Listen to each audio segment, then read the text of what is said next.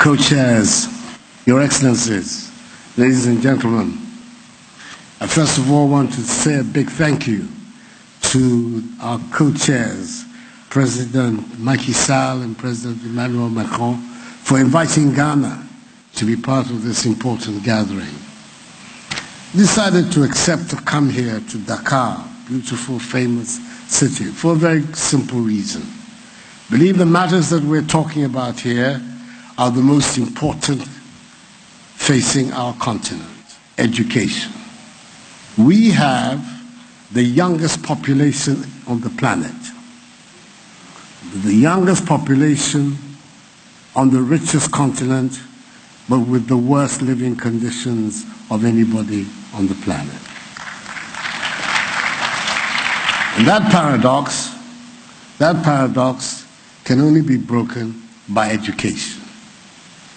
We are going to have to make sure that every young child, boy and girl, the girls are 52% of our population, so they cannot be left out, boy and girl, have access to education. Not only do they have access to education, but they have access to an education that will allow them to be able to address the challenges of the 21st century. So, two-pronged objective immediately. Access to education and the quality of education that would allow them to survive in this 21st century. We've said in Ghana that we're determined to open the opportunities for everybody. So, in the last 5 years, before my government came, every year, over 100,000 young Ghanaian students were unable to transition from junior high school to senior high school, largely because of money. Many of them fully qualified, but their parents were unable to support the higher education. We felt that at this stage in the history of our country, the Ghanaian state should take on that burden. So as from September past, senior high school education in the public system in Ghana has been made free.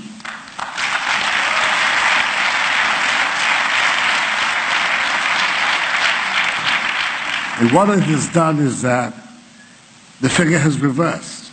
90,000 more students entered senior high school this year than had done the year before. It's the first step in ensuring that the educational structure in our country, from kindergarten through primary through secondary, and ultimately through university, are open for everybody. Then we have to then confront the question of the quality of education that will prepare this young population for the life of the 21st century. And we all know what it is. A greater emphasis on science, on technology, on engineering, on mathematics.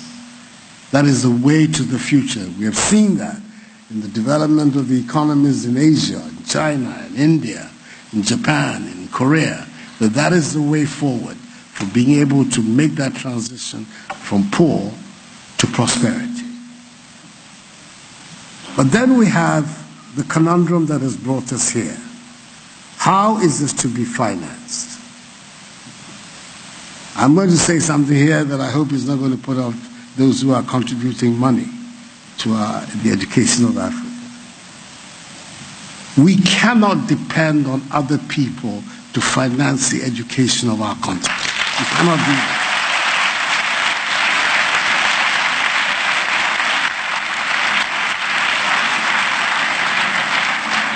I'm saying that not to turn my back or turn my nose or to be ungrateful to all these very important and noble people who have committed themselves to helping. No. But that if we make our policy dependent on people, on other people, when their policy changes, we will suffer. But if we make the policy for ourselves,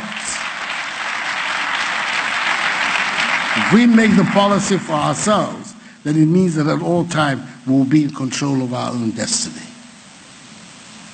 And the monies, are they available in the continent? Yes, they are. They are in abundance. We eliminate corruption. We take corruption out of our public life.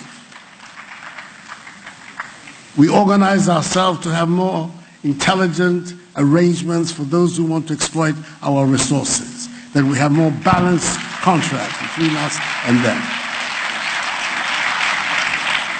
We prevent the flight of capital out of the continent. Thabo Mbeki's commission that looked at the illicit outflows of financial capital out of Africa has estimated that in the last 10 years, every year, 50 billion United States dollars go out of Africa through illicit means. Can you imagine what those monies, if we had our eyes open and we were not complicit in that illicit outflow, what it would mean for the capacity of our nation to be able to do this?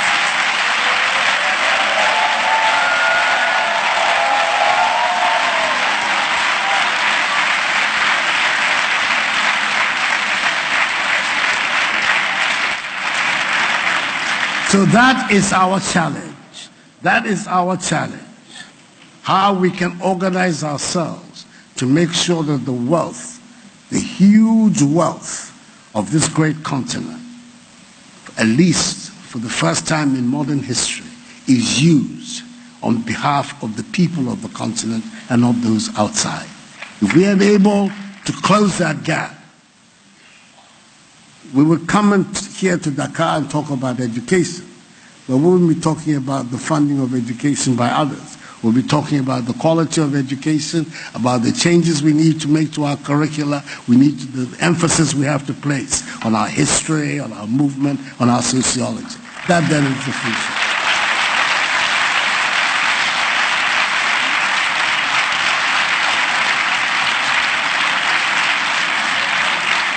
So that I am not misunderstood. All those who have been making the pledges, please, it's over. But I think it is extremely important for us to get our whole mindset right. We have within us our capacity to develop and promote the interests of our continent ourselves. Let's do it. Thank you.